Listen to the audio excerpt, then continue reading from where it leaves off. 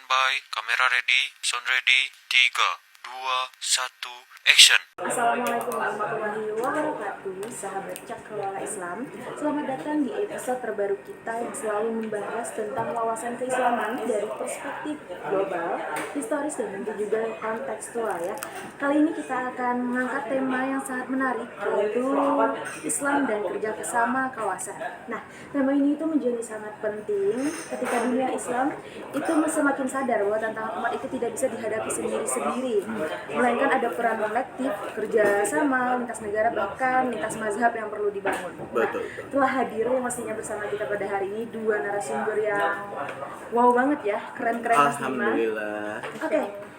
Di sini kita kedatangan narasumber, ada Ibu Dr. Anissa Hamdah, pakar hubungan internasional dari UIN Malang, Maulana Malik Ibrahim ya Bu ya. Dan yang kedua kita ada kedatangan Kak Ahmad Zuhar Haikal. Beliau nggak mau dipanggil Bapak karena katanya Masih muda ya. masih Oke, muda. beliau ini pakar fikih siasah. Oke, assalamualaikum Bu dan Kakak. Waalaikumsalam Mbak.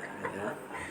Oke, langsung aja kayaknya kita ya ke inti pembahasan. Nah, kayaknya aku mau langsung nanya ke Bu Anissa nih. Dalam kajian hubungan internasional, bagaimana kira-kira Ibu itu melihat potensi kerja sama wawasan di dunia Islam saat ini? Bagaimana kiranya? Ini pertanyaan yang menarik ya, Bu. Dunia Islam itu sebenarnya punya potensi yang luar biasa ya. Misalnya dari segi geopolitik, dari segi demografi, sampai ke kekayaan sumber dayanya. Tapi sayangnya kerjasama kawasan di dunia Islam itu masih banyak terkendala dari berbagai macam faktor, seperti misalnya konflik internal, perbedaan politik, dan minimnya trust antar negara. Contohnya seperti organisasi kerjasama Islam atau OKI, itu kan sudah lama ada ya, tapi tapi efektivitasnya itu masih sering banget dipertanyakan gitu loh. Oh iya. Padahal kan kerjasama kawasan itu semestinya malah bisa itu menjadi platform untuk menyelesaikan isu Palestina, Islamofobia global, hingga penguatan ekonomi regional syariah berbasis regional. Oke, menarik ya. Oke, Kak Haikal nih, bagaimana kakak itu, menurut kakak nih, bagaimana Islam itu memandang kerjasama lintas negara atau kawasan? Oke, pertama-tama sebelumnya perkenalan lagi nih ya kawan-kawan ya. Mungkin di sini masih kurang detail lagi. Saya sekarang lagi mengajar di S2-nya UIN Syarif Hidayatullah Jakarta. Dan kebetulan sekarang itu meluangkan waktu karena undangan ini sangat luar biasa gitu menurut saya ini. Ini diundang loh oleh Mbak Najwa itu. Berarti saya beruntung ya? Sangat beruntung dan saya sangat merasa terpanggil untuk dipanggil menjadi berbagi materi ataupun sharing-sharing dari pendapat saya mengenai bagaimana kawasan di dalam ranah Islam gitu kan namanya. Gimana Mbak kabarnya Mbak? Baik ya? Wah, baik, tapi saya sedikit gugup nih, Oke, Kak. Gugup banget karena kan santai aja, kakak Mbak. ini terkenal dengan pakar fikih siasahnya gitu ya. Saya hanya manusia biasa, hamba sahaya juga. Makan sama, kita sama-sama makan nasi, minumnya air putih juga sama gitu kan. Oke. Baik kabarnya ya? Baik banget, Kak. Baik kabarnya. Kalau Ibu gimana Bu? Kabarnya baik? Saya baik sekali Mas Haikal ya. Oke, bagus ya, baik, alhamdulillah. Gimana kesibukannya sekarang, Mbak? Kalau Saya? boleh tahu ya. Wah, apa ya? Paling ngisi-ngisi podcast atau kadang saya jualan ini. Oh, oke, ngisi podcast atau jualan ya. Nanti jangan lupa mampir ke Oke. toko kue saya. Oke, Dewa siap. Besok. Oh, itu bakalan nanti boleh ya mampir ya abis ini Saya ya. kasih tester abis ini. Abis kita selesai podcast langsung Boleh ya. banget, langsung kita ke dapurnya. Iya. Apa tuh yang dijual tuh? Wah, oh ini sekalian promosi Iya, ya? santai aja, Nggak ada, santai nggak ada larangan, nggak ada Santai larangan. aja. Promosi. Iya. Banyak mas, banyak Banyak ya. Brownies.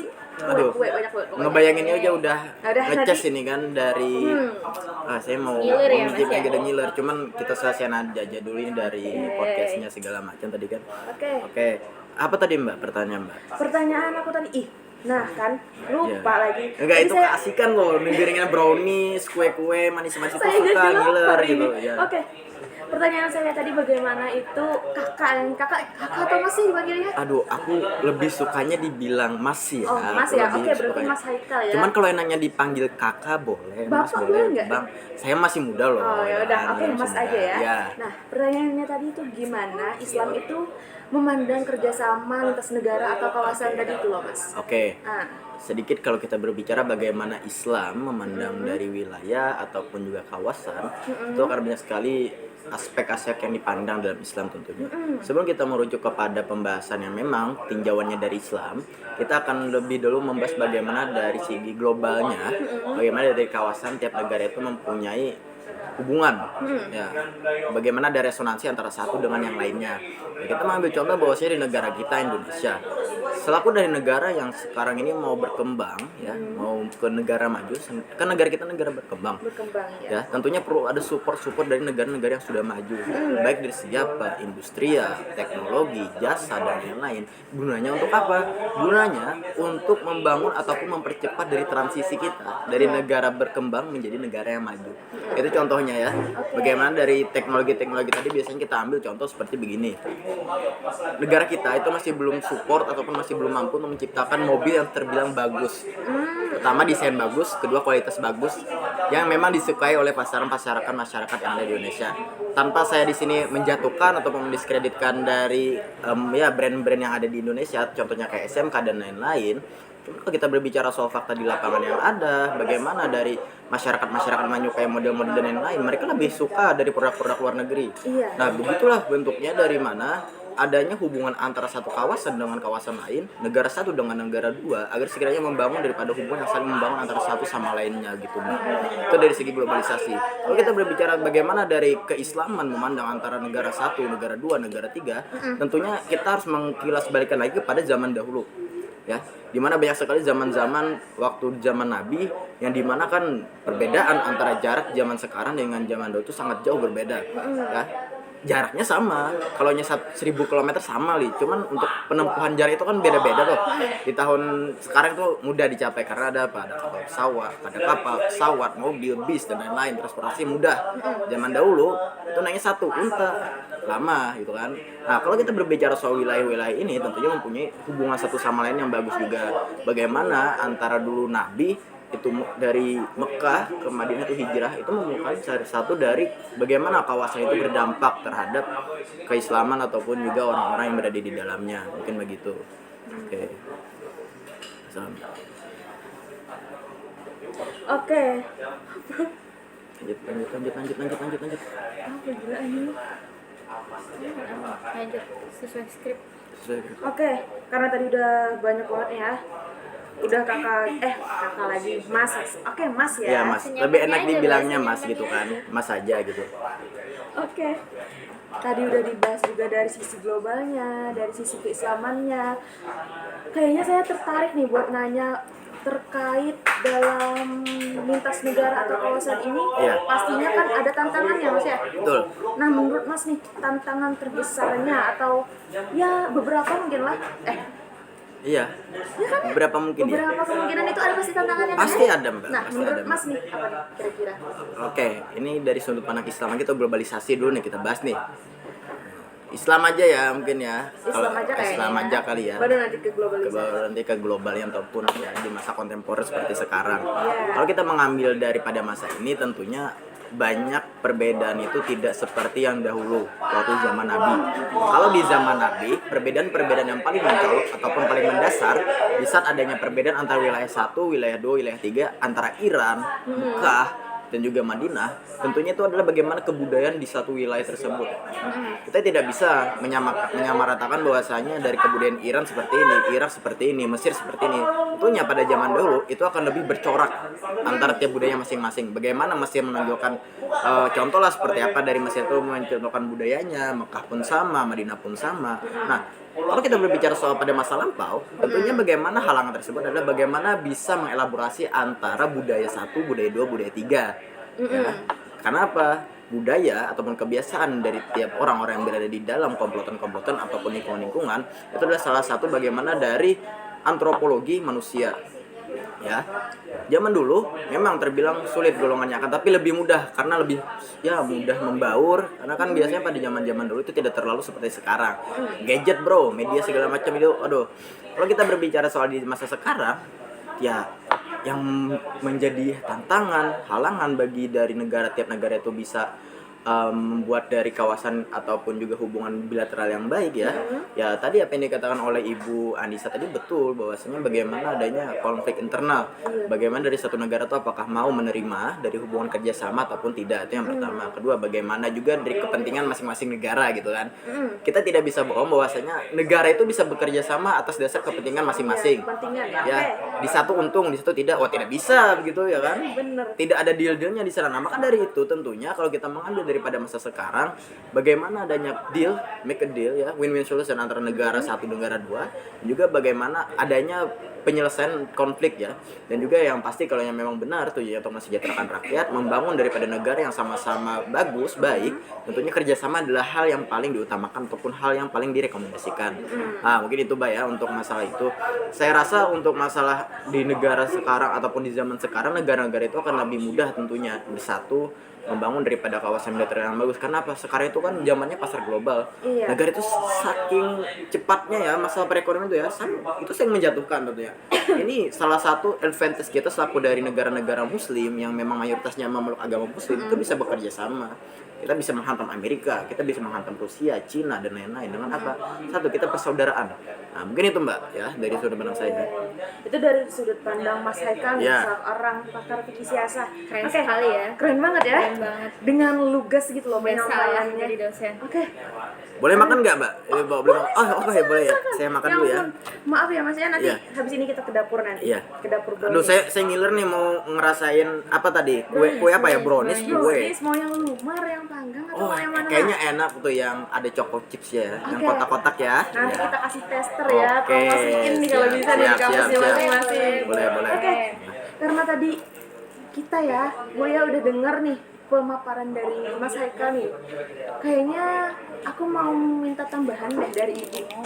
Dari seorang dosen UIN Malang ya. Iya. Pastinya keren banget nih. Dari jawaban Mas Haikal tadi ya, yang panjang kali lebar kali tinggi, itu sangat-sangat Masya Allah sekali gitu. Masya Allah banget Itu teman-teman semua. benar-benar Kita harus memberikan kita menjabarkan ya, kita harus menjabarkan Iya. secara detail dong. Harusnya ya, Iya, harusnya. harus. Saya setuju dengan yang Mas Haikal tadi katakan. Kita juga perlu ya memperkuat pendidikan politik kawasan ya bagi generasi muda muslim agar mereka itu punya kesadaran geopolitik Islam. Iya. Seperti bagaimana ASEAN gitu yang bisa belajar dari nilai-nilai ukhuwah dalam Islam untuk membangun solidaritas politik dan ekonominya. Benar.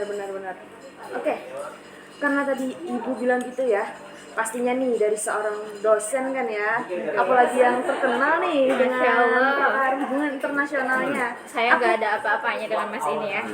Saya cuma pikir siasat, Mbak. Aduh, saya overthinking ini. Iya. Gak enak perasaan saya Santai ngundang aja dua dong, orang santai yang aja dong. Kita sangat-sangat sama-sama manusia. keren gitu ya. Oke. Aku mau denger nih, kayaknya penjelasan dari Ibu lagi. Kan tadi udah Ibu jelasin nih terkait gimana kayak membangun solidaritas gitu kan ya. Nah, ada nggak sih Bu solusi lain gitu atau langkah konkret yang bisa dilakukan? Untuk membangun hal Iya, tadi ya. membangun hal Ya, tadi. pastinya ada ya, Ibu Nazwa ya. Yang pertama kita bisa memperkuat. Ya ampun, Ibu Nazwa Kak aja deh. Soalnya saya lebih muda kayaknya dari Mas sama Ibu. boleh, boleh. Auranya ketahuan Mbak gitu kan, auranya ke ibu-ibuannya Iya, ada gitu Masya kan. Allah. Iya. Iya, udah pebisnis ya Udah Mas pebisnis, ya. udah sukses, orang Aduh, ibuannya harusnya dipanggil ibu ya. Ibu sih. Nanti deh ya. Oke, Saya boleh, nikah. boleh. Nanti datang ya. Sama kok Oke, Mbak. terima kasih loh udah Saya diundang. belum nikah juga loh. Terima kasih loh udah diundang. Terima kasih. Tapi ini Ibu Anissa sangat-sangat wibawanya itu. Waduh, enggak juga. Ini karena introvert sih Mbak. Oke, kayaknya kita lanjut ya ini. Boleh. Oh, jadi tadi kepotong ya. Iya, minta maaf banget nih Nah, Ibu ya. jadi langkah-langkah konkret itu yang pertama kita bisa memperkuat diplomasi berbasis nilai Islam ya. Terus bisa juga membangun platform riset bersama antar negara. lalu bisa menginisiasi forum kawasan berbasis isu seperti forum energi Islam atau forum pendidikan Islam internasional. Oke, kayak contohnya tadi memperkuat diplomasi yang berbasis nilai Islam, iya. terus juga membangun platform apa?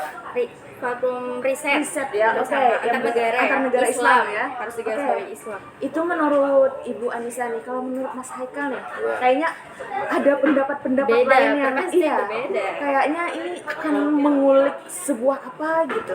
Gimana nih Mas? Oke, contoh ya Mas. Oke ya. Mungkin bisa dimulai dari sisi keagamaannya dulu gimana? Iya. Oke. Kita buat lebih merinci aja, bisa nggak Mbak pertanyaan Mbak? Buat lebih merinci ya Mbak pertanyaannya ya. Biarkan untuk saya mendengarkan pertanyaan lebih merinci Mbak. Silakan Mbak. Mbak ya. Aduh. Pasangan sudah nih.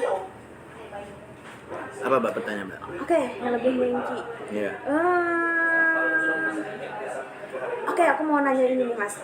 Dari kalau misalkan dari sisi keagamaan ya, terkait kayak perlu nggak sih buat kerjasama lintas negara ini kita Iya. adakan kayak ijtihad kolektif gitu yang antara lintas mazhab. Nah, kalau misalkan kita adain itu, menurut Mas gimana? Apakah itu akan memperkeruh konflik atau malah kayak membangun narasi kerjasama? Oke.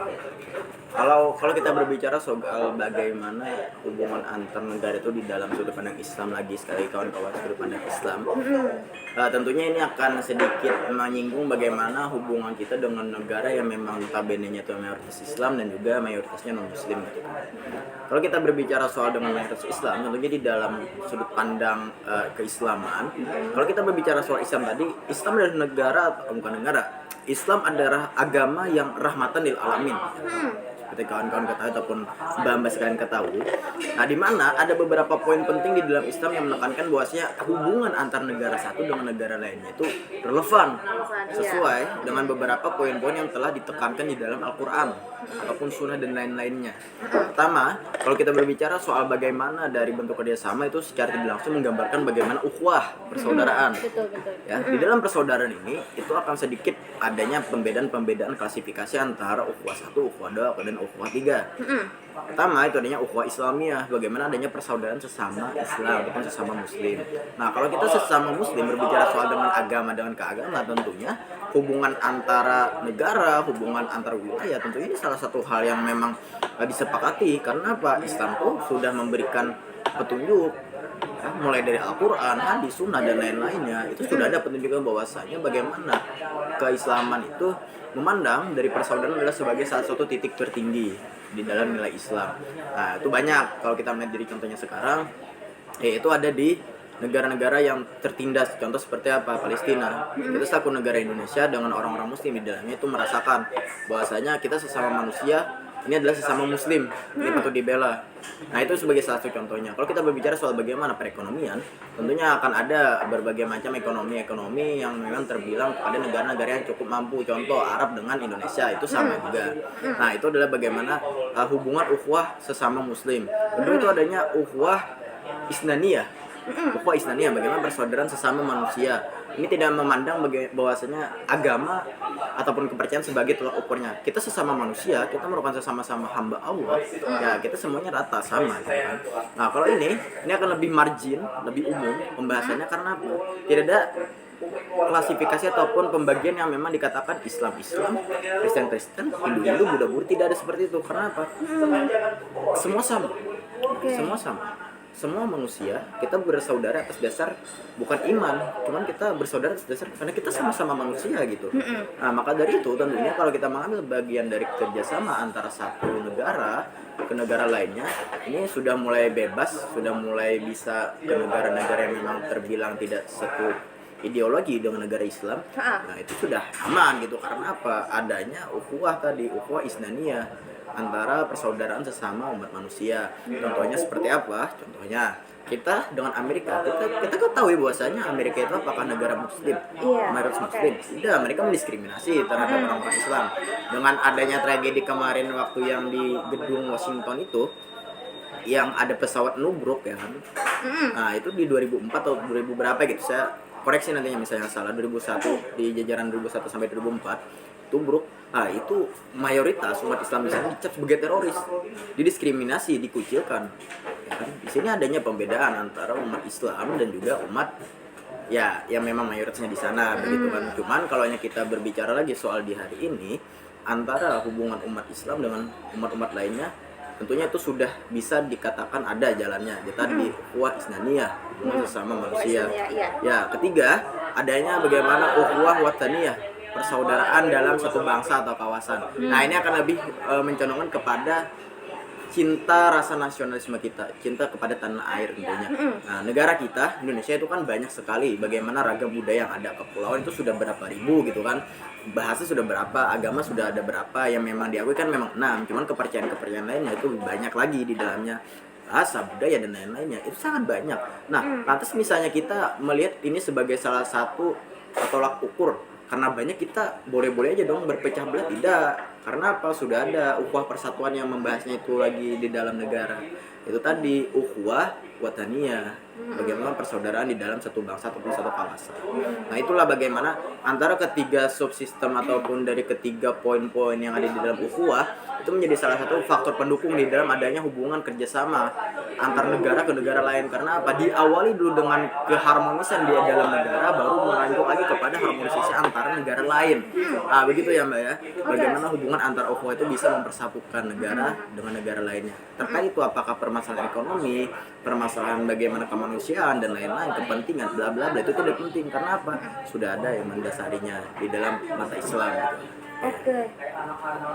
Aduh, saya sampai lupa tadi yang pertama, ukhuwah Islamiyah apa tadi? Ya, ukhuwah Islamiyah, persaudaraan sesama muslim. Yang isnaniyah? Isnaniyah adalah persaudaraan sesama manusia. Oke, terus yang kedua tadi? Isnaniyah, bagaimana persaudaraan kita sesama bangsa ataupun sesama kawasan yang ada gitu ya. Oke. Nah, terkait ini Kak, ukhuwah Islamiyah ya. Kenapa menurut aku tuh ukhuwah Islamiyah ini masih terasa kayak lemah gitu loh Kak. Iya. Lemah di level antar negara.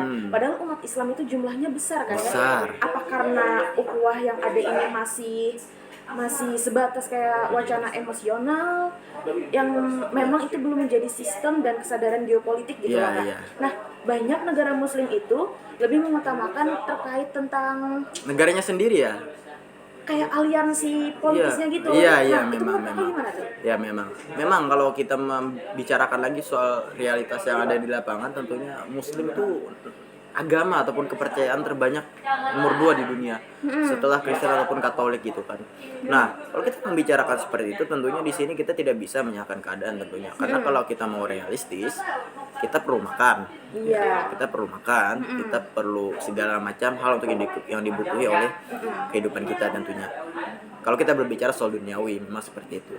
Cuman kalau kita berbicara soal bagaimana Allah telah memberikan rahmatnya kepada kita, tentunya ini sudah tidak relevan. Karena apa? Segala macam hal yang diberikan oleh siapapun di dunia ini itu atas dasar Allah memberikan perizinannya. Contoh, Mbak buka usaha, banyak pelanggannya, itu atas dasar dari siapa rezekinya? Memang pembeli yang membeli kan, pembeli yang memberikan uang. Cuman itu sebagai perantara. Misalnya Allah tidak ridho, apakah itu bakalan banyak dibeli orang? Apakah itu bakalan laku? Tidak kan? Sama juga dengan konteksnya ada di negara sekarang. Bagaimana kita selaku dari muslim itu kan banyak sekali di dunia. Cuman kenapa seakan-akan dan juga kita melihat bahwasanya sesama muslim itu malah tidak terlalu kuat ikatan emosionalnya, padahal kan sudah ada yang menyatukan kita, ukhuwah Islamiyah, persaudaraan sesama muslim. Cuman itu seakan menjadi utopia ya, utopia yang ada di realitasnya di masa sekarang. Nah, tentunya kalau kita melihat seperti ini, ada perannya daripada orang-orang ataupun ulama-ulama besar dalam mensyiarkan bahwasanya kita sesama muslim itu mempunyai persaudaraan ataupun jalur empati, telepati yang sangat kuat ini antara satu sama lainnya. Kita bisa melihat bahwasanya permasalahan yang paling penting, permasalahan yang paling urgen bahwasanya adanya di Palestina. Ya, salah satu wilayah memang diperebutkan dari zaman dulu. Zaman dulu, perang salib itu memperebutkan wilayah Yerusalem antara kaum muslimin dan juga kaum Kristen. Zaman sekarang, notabene-nya sama. Bagaimana dari ini malah merenggut dari kebangsaan ataupun kewarganegaraan yang ada di sana. Muslim, kata muslim di sana, itu ditindas.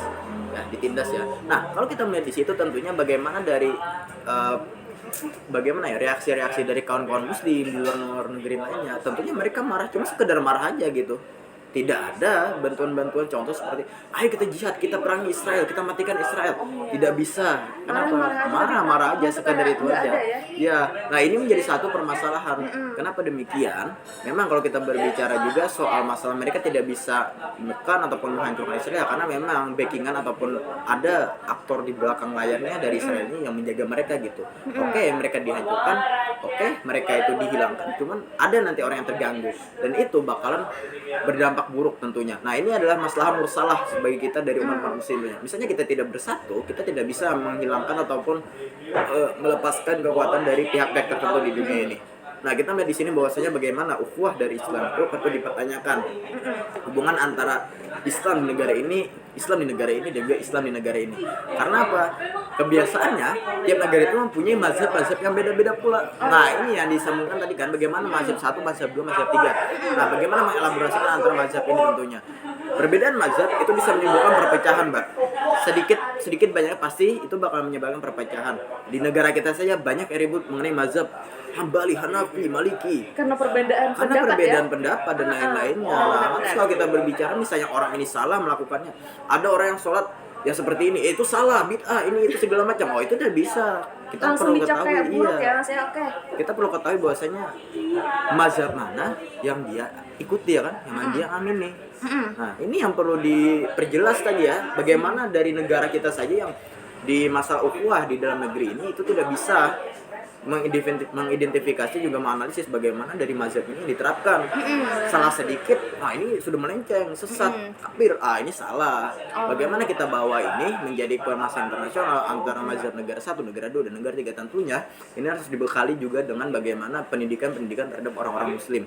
Nah, orang-orang muslim tidak terdidik, ya notabene akan seperti itu tadi gambarannya, kafir, salah dari agama. Tidak bisa seperti itu akan membuat dari nama negara kita buruk.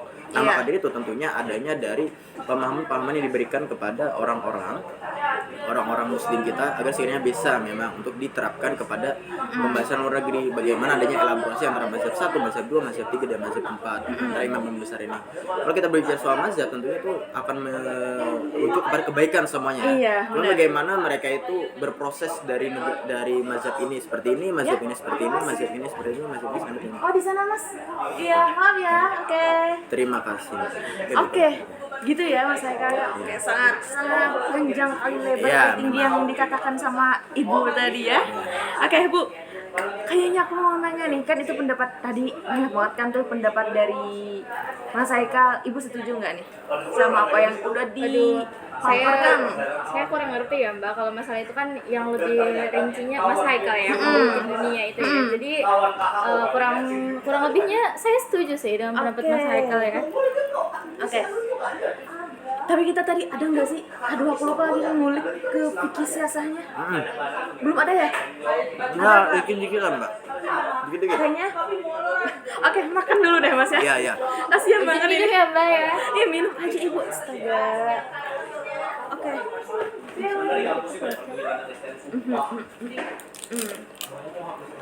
Biasanya habis ya.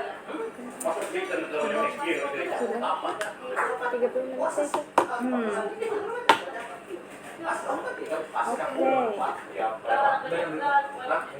Lanjut, Mbak. Udah mau lanjut makan dulu Mas? Lanjut. Oh, lanjut aja. Oke. Santai aja kita.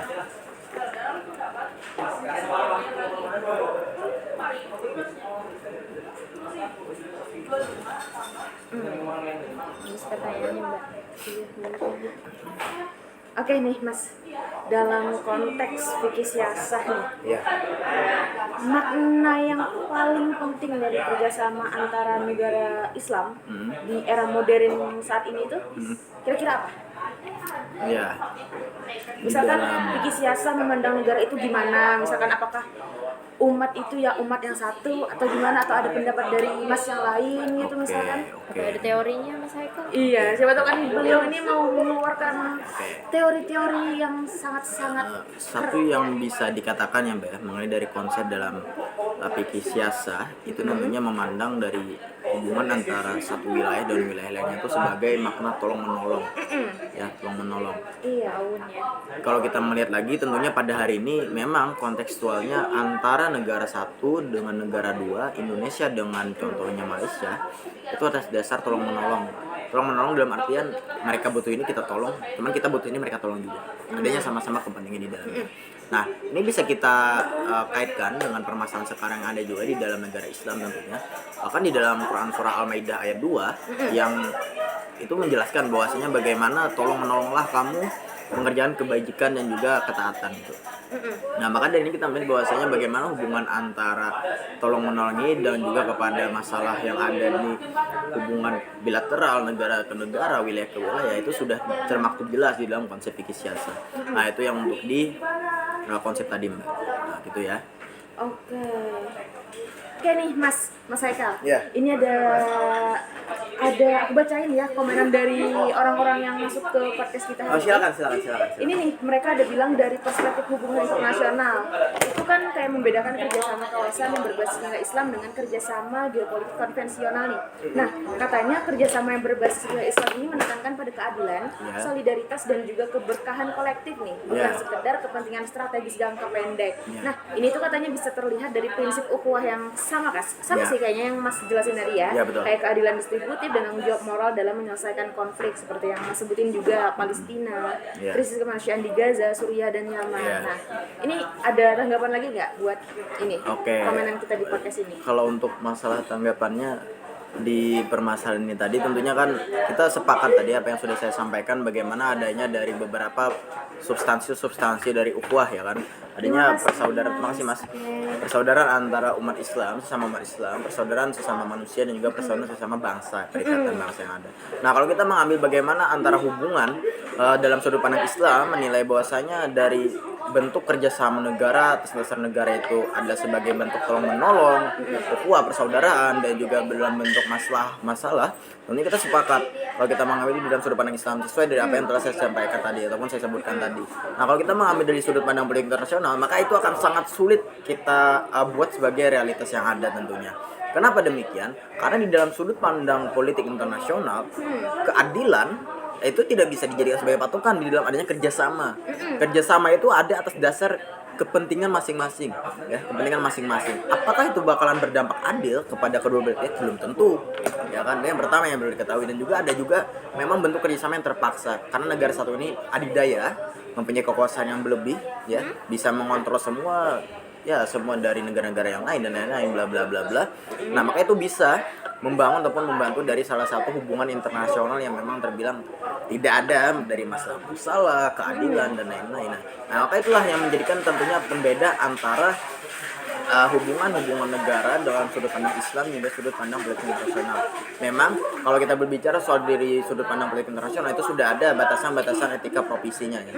Mereka sudah ada dibuat aturan yang jelas bagaimana cara berpolitik internasional. Sekarang itu sangat maju. Bagaimana adanya kedutaan, ya, itu bisa melobi antara negara satu dengan negara lainnya. Yang pertama, juga kita melihat bahwasanya hubungan bilateral negara satu dengan negara yang lainnya untuk sekarang itu bisa terbilang itu semuanya bagus, ya, bisa terbilang semuanya bagus. Hanya beberapa saja negara-negara yang memang itu mempunyai permasalahan, ya. Contoh seperti apa? Amerika, Cina, ini kan sedang perang dagang. Nah, itu mempunyai hubungan yang kurang bagus. Nah, kalau kita melihat secara gambaran besarnya, rata-rata yang bisa diambil dari data yang telah saya cari, yang telah saya riset kemarin, yaitu bahwasanya memang benar hubungan politik internasional antara negara satu dengan negara dua, wilayah satu dengan wilayah dua itu tentunya itu sangat bagus ya ataupun relevan. Cuman itu bertentangan dengan ajaran ataupun nilai-nilai Islam yang ada secara fakta lapangan yang ada. Secara tidak langsung juga bahwasanya dalam hubungan politik internasional itu sedikit banyaknya itu sudah ada ya mengadopsi ataupun mengambil nilai-nilai yang ada di dalam mata-mata Islam ataupun ya pandangan-pandangan Islam. Contohnya seperti apa? Tolong menolong lah secara tidak langsung kan. Mereka sama-sama membutuhkan, maka bentuklah kerjasama yang saling menguntungkan juga. Kalau bicara soal adil tidak adil, memang tujuannya adil. Cuman kalau kita berbicara lagi soal di lapangan, apakah itu adil atau tidak adil? Kawan-kawan bisa menilai sendiri, penonton-penonton bisa menilai sendiri, tentunya mbak-mbak di sini pun sudah nantinya bisa menilai sendiri. Apakah rata-rata memang misalnya orang itu bekerja sama dengan negara-negara berkembang itu mendapatkan keadilan gitu. Kan begitu ya. Oke. Nah, ini teman-teman Cakrawala Islam ya. Di sini tuh wah sangat keren banget pastinya ya narasumber kita ini. Ini yang sangat-sangat forum Forum yang bisa mencerdaskan umat. Iya, kita harus seperti ini ya. Oke. Kita harus seperti ini ya. Saya kader kalau saya boleh cerita sedikit gak ya? Boleh banget ini, silakan. Ayo teman-teman. Saya dengerin. lahirnya itu di Hulu Sungai Tengah, Barabai tepatnya. Saya dari awal jujur ya Mbak ya, saya itu dari sekolah umum ya dasar. Itu tidak ada saya mengecap pendidikan yang memang berbau madrasah itu tidak ada. Oh, saya kirain ini maksudnya dari kayak madrasah epidemia. Ya, saya dari awal tuh SD, setelah itu lanjutkan ke SMP. Kalau SD-nya tahu SDN 2 Barabai Timur, setelah itu lanjut ke SMPN. Sekarang itu 3 Hulu Sungai Tengah. Kalau dulu SMPN 2 Barabai. Terakhir untuk di sekolah menengah atasnya itu ada di SMN 1 Barabai.